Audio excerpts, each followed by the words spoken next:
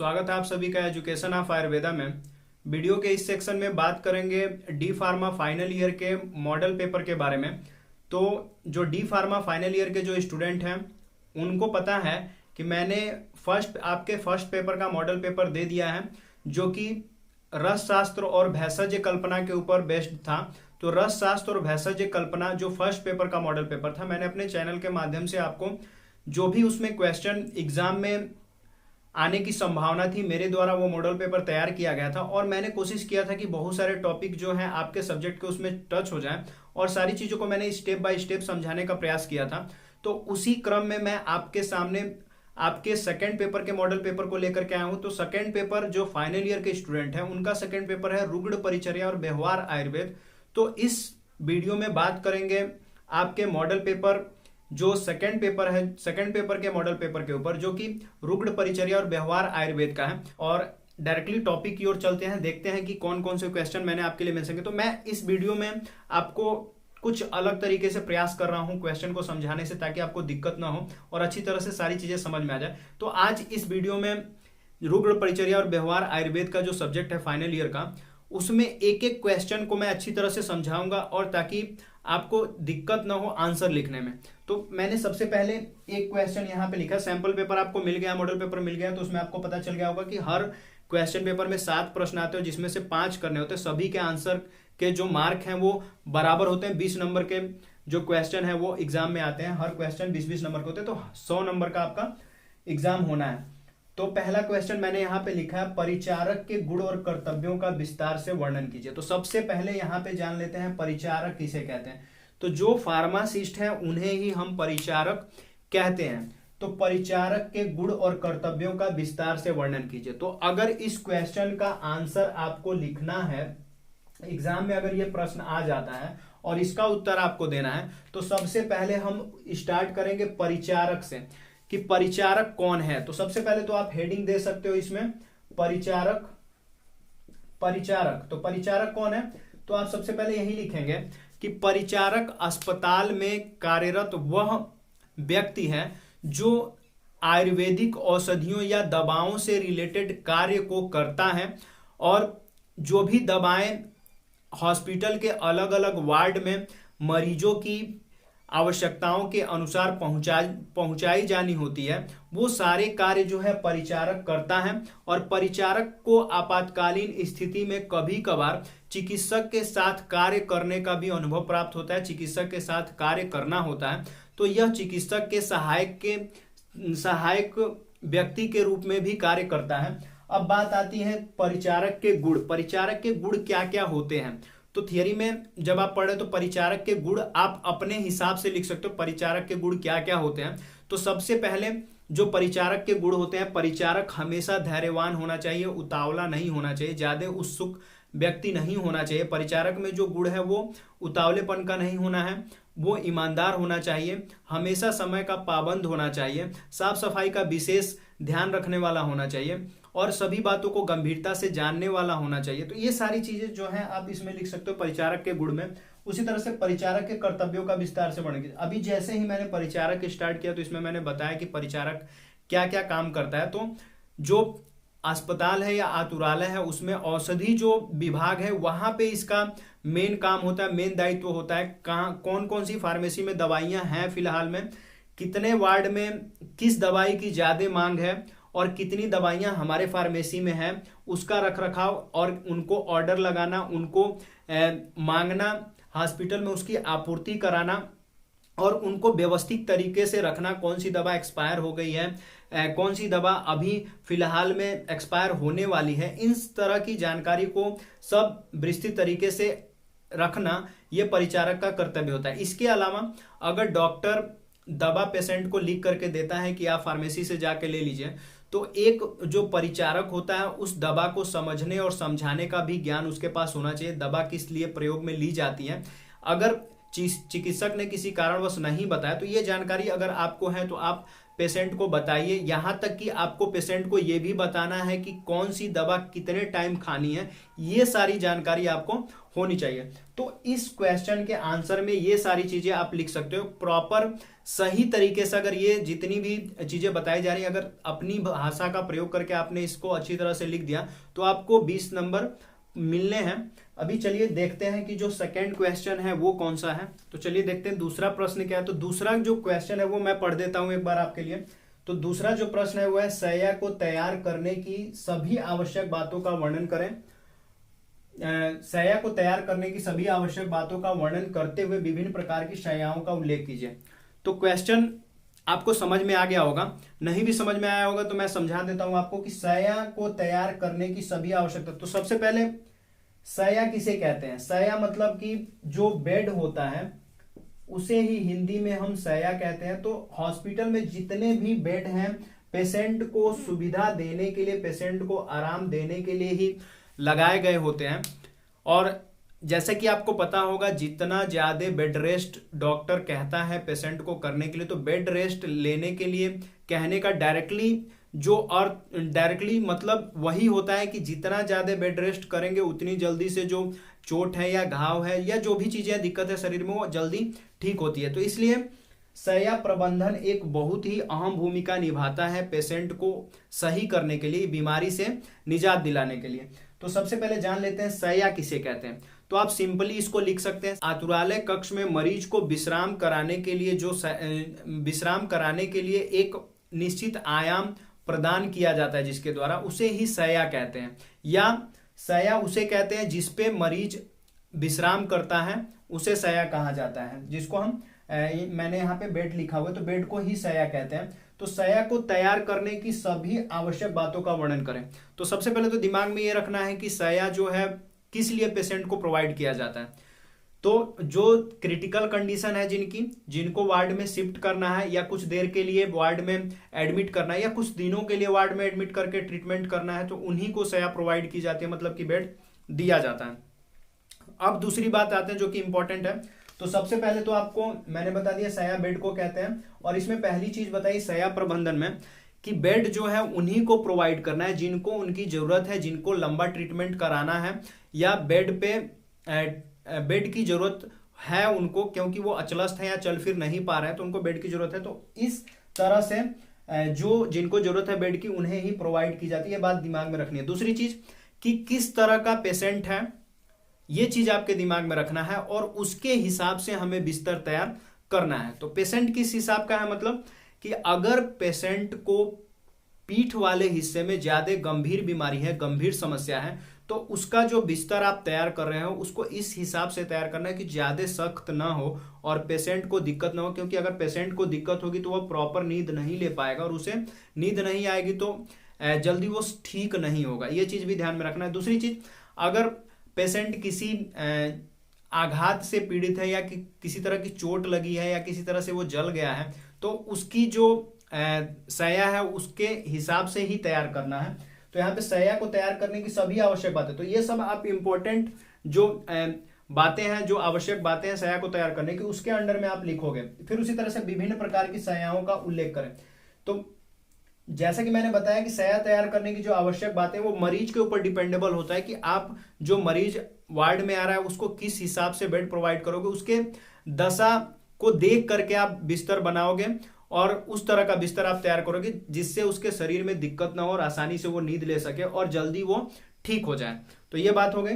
और दूसरे पॉइंट पे चलते हैं, विभिन्न प्रकार की शैयाओं का उल्लेख कीजिए। तो सबसे पहले तो बेड कितने टाइप के होते हैं, तो इसमें बस कुछ शॉर्ट में मैं बता देता हूं शॉर्ट में कि बेड कितने टाइप्स के होते हैं। तो बेड भी जो होता है मरीज के अकॉर्डिंग तैयार किए जाते हैं। पहला तो जो शल्य चिकित्सा वाला जो बेड है, मतलब कि सर्जरी जिसपे की जाती है, वो बेड अलग होता है और जनरल वार्ड में जो बेड होता है अलग होता है। कुछ ऐसे भी बेड लगे होते हैं कि जो ट्रीटमेंट, लंबा ट्रीटमेंट नहीं चलना है, जल्दी ट्रीटमेंट उस पर कर लिया जाता है और पेशेंट को कुछ घंटों में छोड़ दिया जाता है। तो उसमें ज़्यादा बिस्तर जो होते हैं इतने नॉर्मल बिस्तर लगे होते हैं, क्योंकि वहाँ पे ज़्यादा आपातकालीन चिकित्सा या लंबे चिकित्सा नहीं होनी होती है, इसलिए सामान्य बिस्तर उस पर लग गया होता है। तो इस तरह से आप कैटेगरी बना सकते हो कि सर्जरी वार्ड का बेड अलग होता है, इमरजेंसी वार्ड का बेड अलग होता है, सामान्य वार्ड का, जनरल वार्ड का बेड अलग होता है। इस तरह से बना करके आप इसमें लिख सकते हो।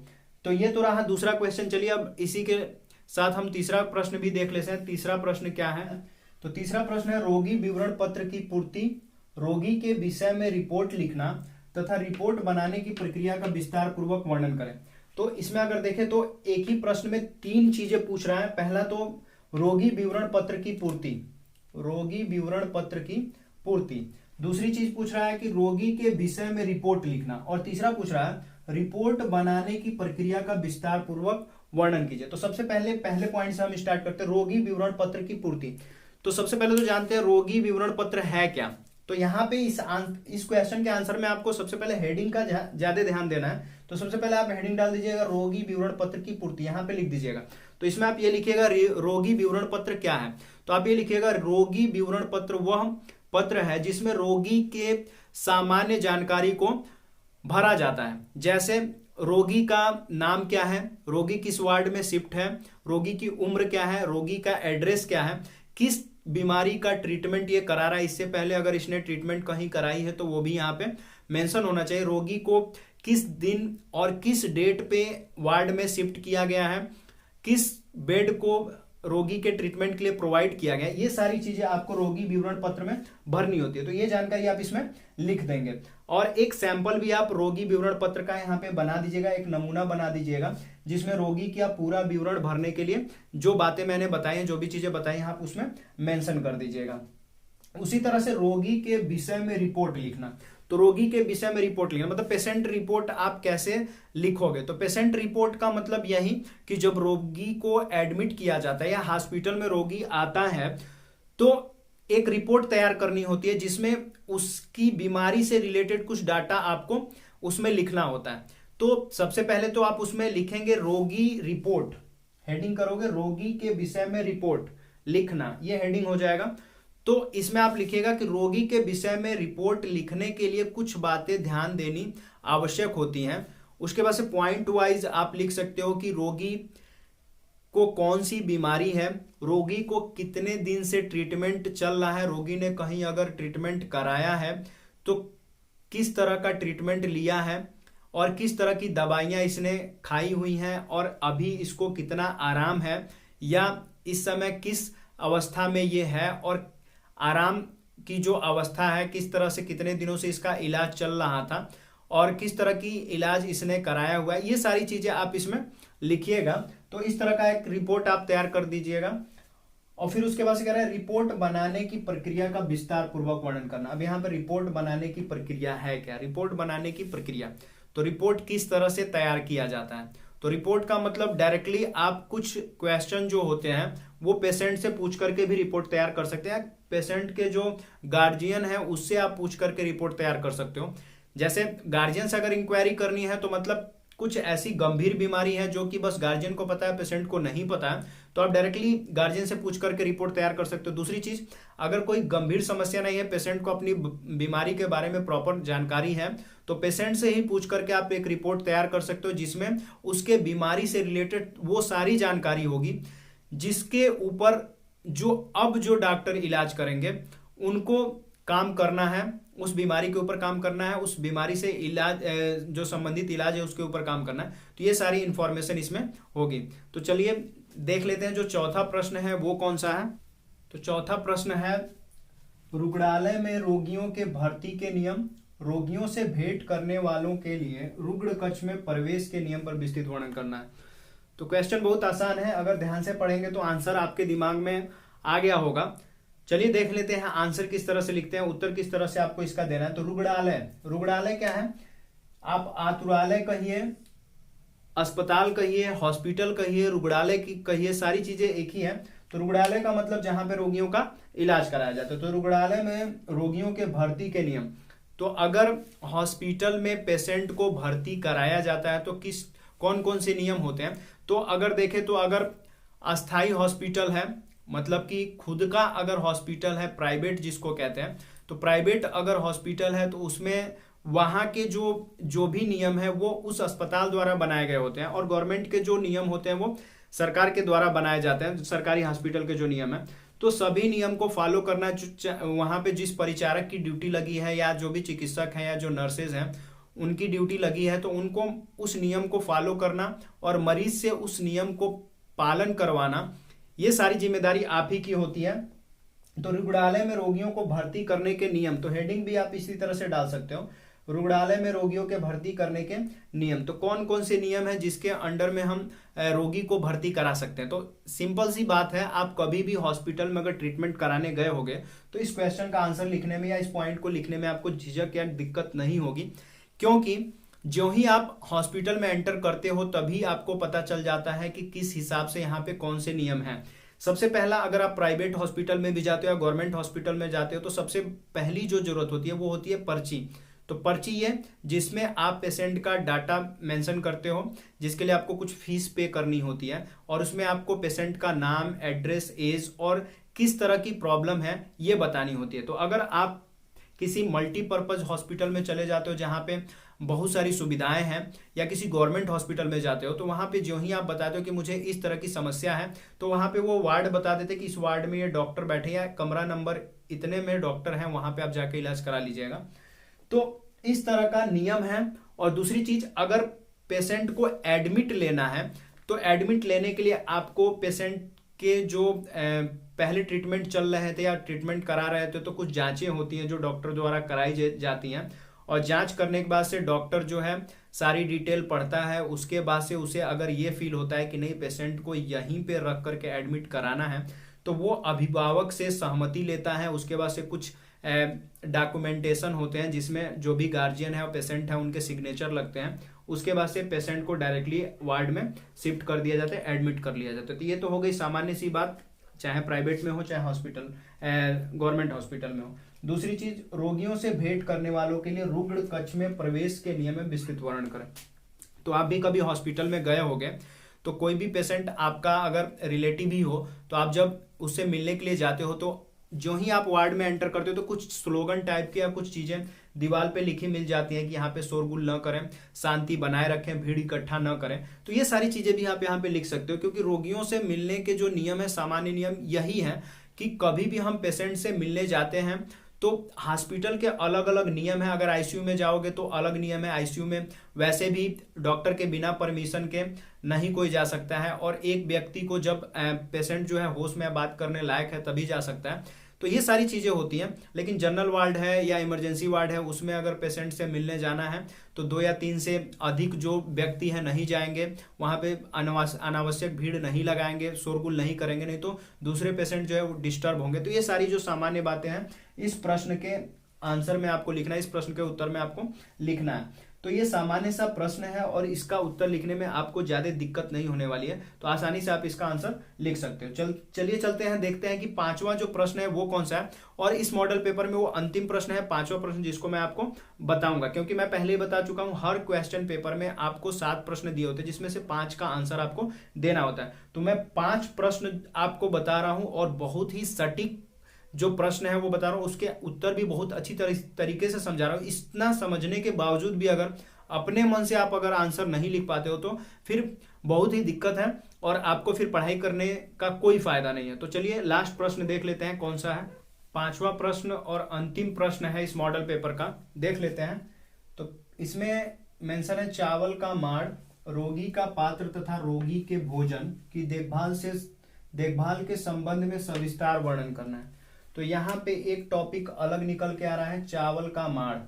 तो इसमें जैसा कि भेषज कल्पना में बताया गया कि बहुत सारी औषधियों का निर्माण बताया गया, तो यहाँ पे जो रुग्ण परिचर्या, उसमें परिचारक को कुछ चीजें ऐसी होती हैं जो कि हॉस्पिटल में तैयार करानी होती है पेशेंट की सुविधा के लिए, प्राइवेट अगर है या रुग्णालय में अगर पेशेंट भर्ती है, एडमिट है, तो उसमें कुछ चीजें बना करके देनी होती है पेशेंट की सुविधा के लिए, जो कि आपको खुद टेबल एक चार्ट बना करके रोगी की दशा के अनुसार बनानी होती है उसको, ताकि रोगी को दिक्कत ना हो, आसानी से जो अगर फूड भी बनाएंगे तो ऐसा खाना तैयार कराना होता है कि वो जल्दी उसको डाइजेस्ट हो जाए। तो उसी तरह से तुलसी की चाय होती है, तुलसी अदरक की चाय होती है, वो भी पेशेंट को बना करके उसकी रुचि के अनुसार आपको प्रोवाइड करना होता है। तो ये सारी चीजें हैं। तो चावल का माड़, तो सबसे पहले तो चावल का माड़ क्या है? माड़ का मतलब जो स्टार्च होता है, मंड। तो चावल में अगर पानी की मात्रा ज्यादा कर देते हैं और प्रेशर कुकर में नहीं बनाते हैं, किसी पतीले या भगोने में अगर तैयार करते हैं, तो जो चावल का जो पार्ट है कुछ उसमें मेल्ट होकर के मिक्स हो जाता है और गाढ़ा एक द्रव पदार्थ जो होता है वो चावल पकने से पहले ही हम उसको निकाल लेते हैं। तो गाढ़ा लिक्विड जो होता है उसी को माड़ कहते हैं। तो दिया है चावल का माड़। तो ये चावल का माड़ रोगी को कैसे प्रोवाइड करना है? तो चावल जब बनता है तभी माड़ को निकाल करके, ऐसे रोगी जो भोजन को जल्दी डाइजेस्ट नहीं कर पा रहे हैं, शरीर से दुर्बल हैं, कमजोर हैं, तो उनको चावल का माड़ मॉर्निंग में डाइट में दिया जाता है नमक के साथ, ताकि वो इजीली डाइजेस्ट कर सके। फिर दिया है रोगी का पात्र तथा रोगी के भोजन की देखभाल के संबंध में सविस्तार वर्णन का। तो रोगी का पात्र, तो रोगी को जिस बर्तन में भोजन दिया जाता है उसका रख रखाव कैसे करना है, कहाँ पे उसको रखा जाता है, किस तरह से साफ सफाई की बातें जो है उस पर आपको ध्यान देना है कि उसमें अगर कोई परजीवी है अगर है तो उसकी साफ सफाई कैसे होनी, उस पर कोई परजीवी अटैक न करें, कोई परजीवी के टचमेंट में ना आए, कोई कीड़े मकोड़े उसको ना छुएं।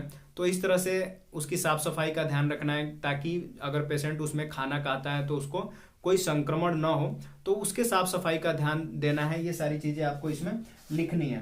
तो रोगी के भोजन की देखभाल, रोगी के भोजन की देखभाल का मतलब यह कि जो भी पेशेंट वार्ड में एडमिट है तो किस तरह के पेशेंट है, अगर डायबिटीज है तो उनका जो डाइट चार्ट है, खाना अगर तैयार कराया जाता है तो उसी हिसाब से कराना है कि अगर डायबिटिक पेशेंट है तो उसको जो जो चीज़ें खानी है उस हिसाब से आपको खाना बनवाना है, किचन में उस तरह का मेनू आपको भेजना है। दूसरी चीज़, अगर पेशेंट किसी ऐसी बीमारी से पीड़ित है जिसमें उसको मसाले तैलीय चीज़ें नहीं खाने, बॉयल्ड चीज़ें खाने, तो उसके लिए भी आपको डाइट चार्ट खुद तैयार करवाना है डॉक्टर के हेल्प से, और वो देना है और उसी तरह का खाना प्रोवाइड करवाना है। तो इस तरह से भोजन से संबंधित जो देखभाल है वो आपको करनी है, और ध्यान देना है कि कभी भी ताज़ा भोजन ही पेशेंट को प्रोवाइड किया जाए और साफ सुथरा भोजन दिया जाए, किसी भी कीड़े मकोड़े के संपर्क में वो भोजन न आए या किसी परजीवी का निवास उसमें न हो। तो इस तरह की सारी चीज़ें जो है ध्यान दे करके पेशेंट के लिए भोजन भी प्रोवाइड कराना है। तो इस तरह की चीज़ें आप, इस तरह की जो बातें हैं इस क्वेश्चन के आंसर में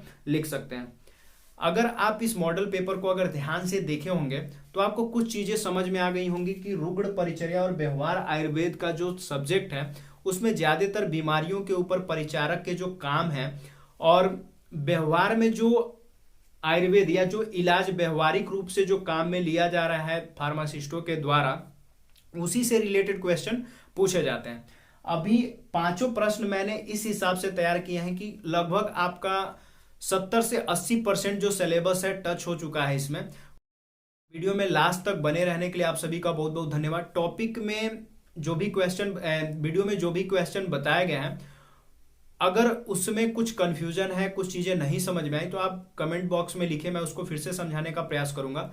और वीडियो को लाइक कीजिए, और बार बार मैं कह रहा हूं कि वीडियो उन स्टूडेंट तक पहुंचाइए जो कि अभी तक चैनल से नहीं जुड़े हैं और जिन्होंने अभी प्रॉपर क्लास अपनी नहीं स्टार्ट किया है, तो वहां तक वो वीडियो आप पहुंचाइए। अगर आप चैनल पे नए हैं तो चैनल को सब्सक्राइब कर लीजिए।